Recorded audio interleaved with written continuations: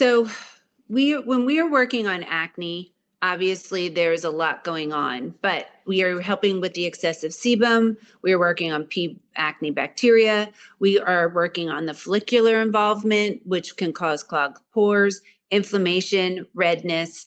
There's some pain associated sometimes with acne. So as Aerolase, again, sees those multiple chromophores, it can treat the inflammation. It helps with the sebaceous overflow or the glands that are overproducing oil, but it will also be able to help with some follicular involvement that is causing some clogged pores because it sees the melanin in hair. So all of that will help with inflammation and redness. Now, acne we know has a lot of layers to it, but this is where the Aerolase will step in to do some things at the dermal level that topicals and other treatments that we are incorporating might not hit, but you can continue to use those while you're using the laser. So the idea treatment will help decrease the acne bacteria. The inflammation will obviously go down. We can minimize downtime because this is not a laser that's going to cause any post-treatment trauma. And again, safe for all skin types. So 1 through 6, all skin colors and all levels of acne can be treated, and with minimal pain and minimal discomfort. So as we get more into the treatment, it can become more comfortable because we can hopefully have less target as we go into our package. Yeah.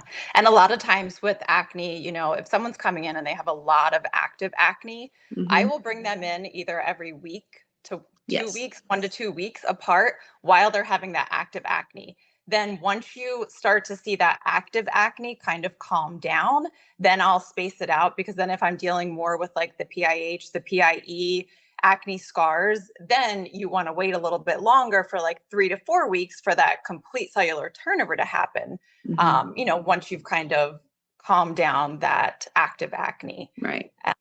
And then also, pairing it up with a chemical peel at that same time, like a good chemical peel for specific acne and stuff. Yeah. Acne needs to be hit a couple of different ways, but our laser is hitting it in a way that will, again, help prevent future and take care of what is active now. But other things that we do for them, like a chemical peel, their home care, if they're on medications, they don't have to stop that. So what you are treating them with outside of the laser treatment can continue in their plan, which is really huge. Right. And then with the Aerolase, so what the Aerolase is actually doing for the acne, so the 2 chromophores specifically that is treating the acne is it's seeing the hemoglobin. So it's helping with that, with the sebum production. It's actually like vascularizing that capillaries so that, it helps with the sebum. And then it also helps to reduce that inflammation. And then it also sees water. So it's kind of causing like a heat conduction. It's bulk heating, and that is going to destroy that P. acne bacteria. And then also in turn is going to help build collagen for those acne scars and stuff. So, yeah. So it's also reducing, that sebum that's causing a lot of that acne too. Yeah, because like as Jody was pointing out, it is very active, but it's also in a preventative state too, because it's helping to prevent some future outbreaks. Now, sometimes we do have to purge, or there is some active response, but that's just how acne really does start to heal itself. But the Aerolase can even work in like with the water and building collagen for a preventative to help prevent some future outbreaks after we get through this whole cycle of flaring. Right. And I think by far one of the most important things when treating clients with a lot of these conditions are, what is their home care? We could do Aerolase every single week, every 2 weeks, but if they're not doing good things, with their home care, washing their face, using the appropriate actives and stuff, ingredients, right? It's really, really important. So very important. Education is huge when it comes to conditions like this. And it's not acne is not a quick fix. We can get some really good response with some patients quickly, but we can also have some patients that need more time and patience. And that is a huge factor with acne. Good and bad. And it's like you said, it tackles active acne. Yeah. It prevents acne from coming in as well, and there's also the post-acne effects like PIE, PIH, and scars. So I'm sorry. Go ahead, Dana. No, I was going to say, like, the comparison here. I took your spot there, Dylan. I jumped ahead.